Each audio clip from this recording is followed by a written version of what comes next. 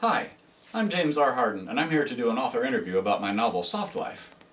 Rather than just sit here and talk to myself, I've invited the two main characters from the book to come and ask me some questions I came up with. Now, they're Softlife, software implementations of human beings, so they can't be here in person the way we carbons usually think of that. They're here in my computer. I'll just turn the monitor so they can put up whatever visuals they like. First, let me introduce Jason 1.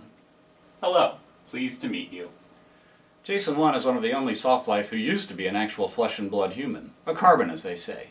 He was a Space Force lieutenant. Is a Space Force lieutenant? Sorry, is a Space Force lieutenant, who was caught in the terrorist attack on the space station where he was working. He and the other survivors would have died if Dr. Choza hadn't rescued them by, well, rather extreme measures. Jason 1 hasn't adapted well to being a Softlife. He's maybe a little too hung up on wondering whether this really counts as being alive at all. You try being killed and appearing inside a computer and using a robot to dispose of your own body and see how it affects your mental state. Well, okay, but the other carbons who became Softlife adapted better than you did. William 1, for example. No fair. I think William 1 was practically a computer even when he was a carbon. Good point.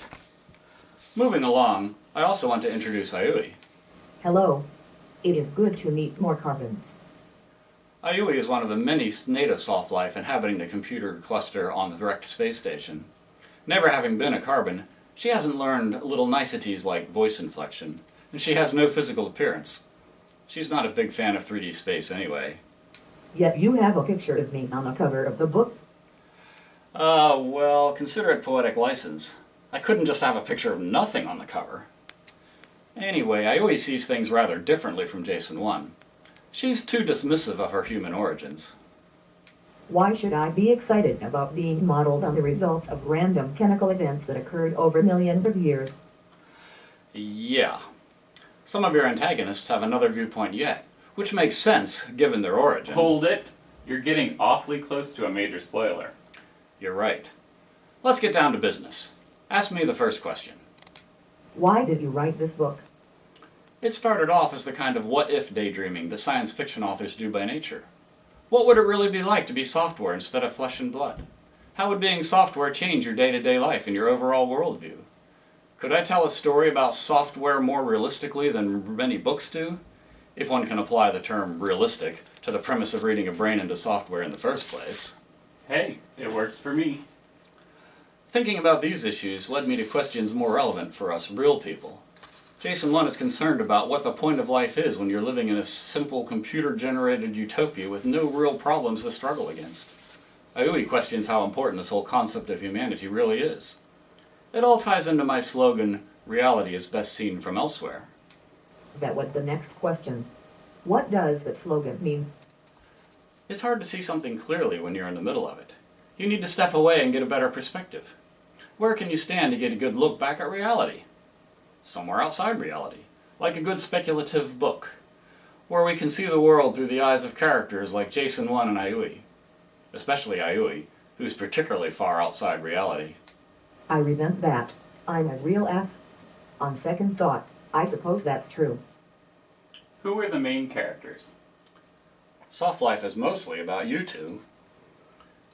Other major characters include a couple of carbons, regular humans. There's another Space Force officer, Joe Kim, who's a bit of a goofball. But a very competent goofball. True. And the head of the Space Force, General Heather Lacey. She can be a little intimidating. A little? That's an understatement. I'm just glad she's on our side. Can you give us a summary of the book? Actually, no. This video is running kind of long already.